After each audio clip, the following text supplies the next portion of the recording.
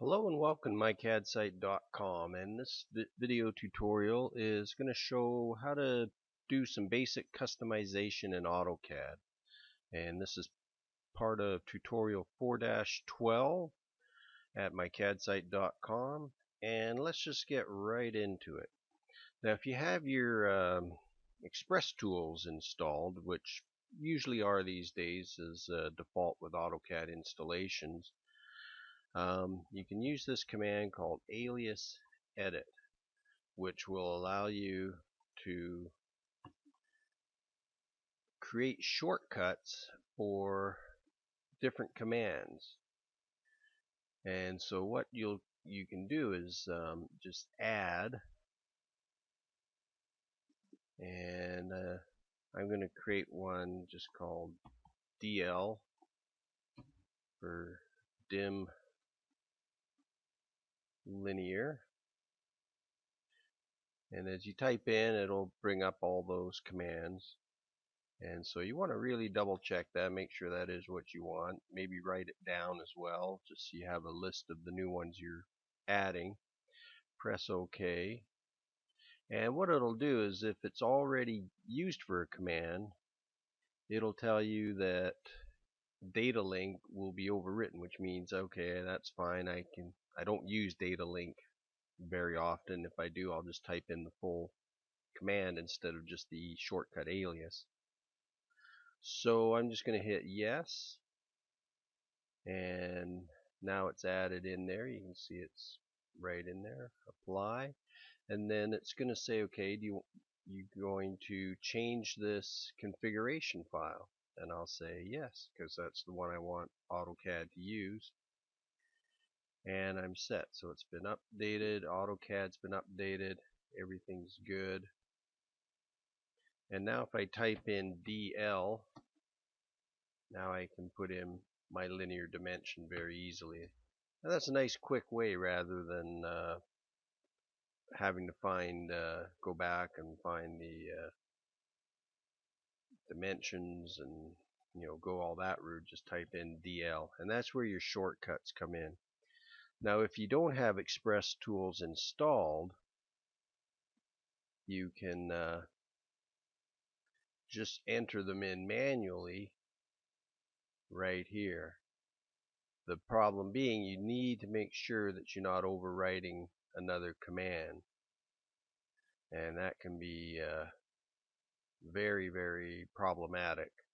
So that's why the alias edit command is a quicker and easier and safer way of doing it, rather than just editing this acad.pgp file, which is what we did years ago. But it is a good option if you don't have your Express tools installed. Now the next thing we'll look at is customizing the user interface, and there's an icon right here for you, and it's under the Manage section of your ribbon, and I'll just click that, and that brings up a dialog box. I'm just going to resize it here, and what you can do with that is create some different customizations.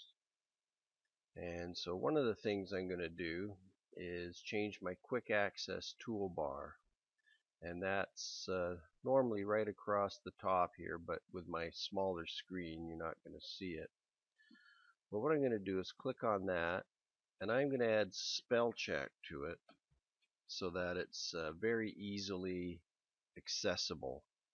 So I've clicked on spell check, and now I just click and drag, and I'm going to bring that up and put it right after the save as. And you can see it's got a little star next to it because that's customized now. Bring up the bottom here, so now I can apply it and press OK. And you can't see anything, but if I enlarge my screen enough, you can see that now I've got my spell check right here, right where I put it after the save as. So it's a very handy thing. You don't want to put too much up here so that you end up getting a little lost, but there's some nice options there just to make things a little quicker and easier to use. Now another thing you can look at through the same interface is creating custom toolbars. And so if I go to toolbars, right click, and this will be a toolbar full of icons. I'm just going to call this custom toolbar. And then the process works the same way. So if I want to add something like my dim linear,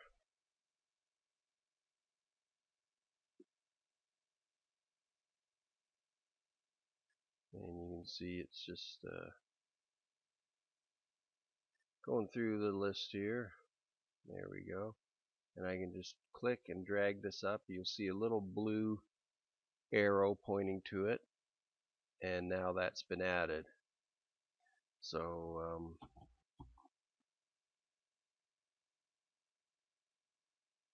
if I want my copy command up there, I can just do the same thing. So I can just add any random commands up to my custom toolbar. That's all I'm going to do for now, just for the sake of the video.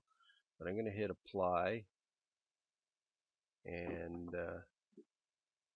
hit OK, and it's put my toolbar off the screen, but I've just dragged it in. So now I got a copy command and dim linear, and if I want I can put that to the side and lock it to the side of the screen, or just bring it out here. And now it works just as quick as typing it in or what have you.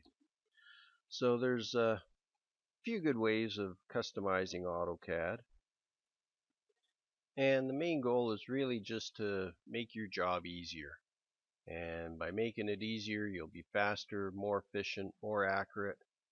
And a lot of these shortcuts are great time savers. And once you start using them for a little while, you'll find that if you start working on a different computer that doesn't have them, you'll almost be lost.